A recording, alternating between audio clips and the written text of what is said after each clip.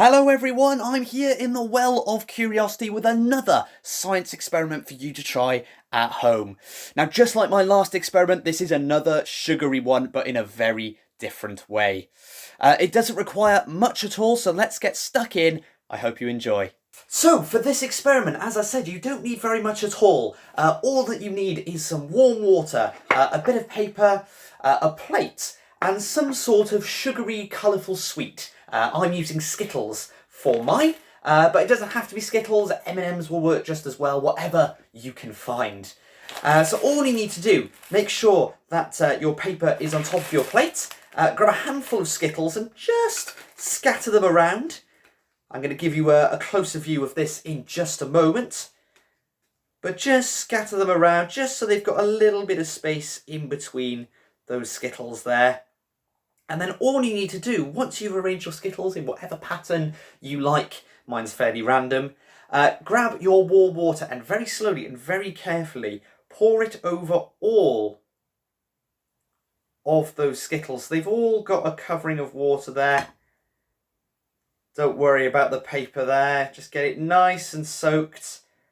And just leave it for a moment. It will take a couple of seconds to work its magic, but that'll give me an opportunity to show you exactly what's going on. So what you should start to see are the colours escaping from your sweets. And they'll start to spread out. They won't just stay with those sweets, they'll spread out. And the colours will eventually hit each other. Now this is the awesome thing. The colours will not mix. They'll spread out in all directions, but as soon as they hit each other, you'll get these wonderful straight boundaries forming and a wonderful pattern of colour. Now you can leave them for as long as you like, waiting for as much colour to come out of those sweets as possible. But whenever you're finished, this is what you need to do next. Now you can leave those Skittles there for as long as you like. But after a while, what would be worth doing is just picking up each Skittle and just turning it over and just popping it back down on the same spot.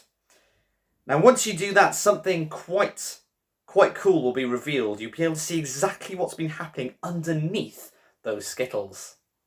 Now, what should have happened is almost all of the colour has left your sweets and has gone into the water. There'll be a little dot of colour left in the middle, where your sweets would have been touching the paper, but all of the rest of the colour would have seeped away into the water, exposing the inside of your sweets.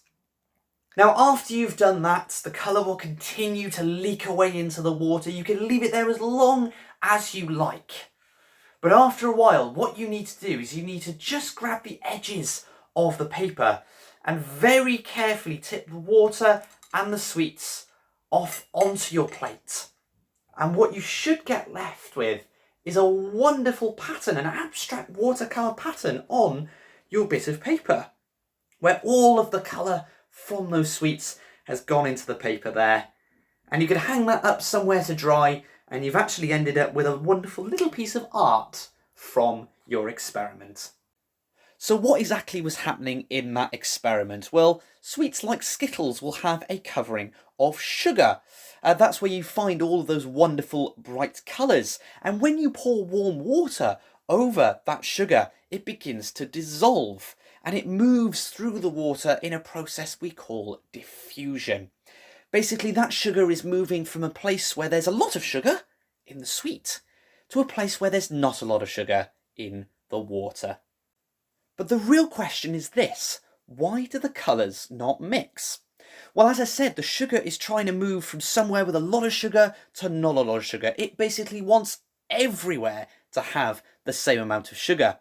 Now, each of our sweets already had the same amount of sugar as every other sweet. So when they actually met each other, their work was done. They all had the same amount of sugar already.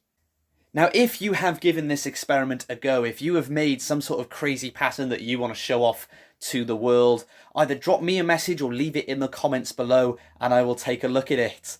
And if you do have any questions that you'd like to ask, not just about this, but about anything, drop me a message as well. I am going to keep making these videos, these experiments that you can try at home, so please keep your eyes peeled in the days to come, and I'll see you next time.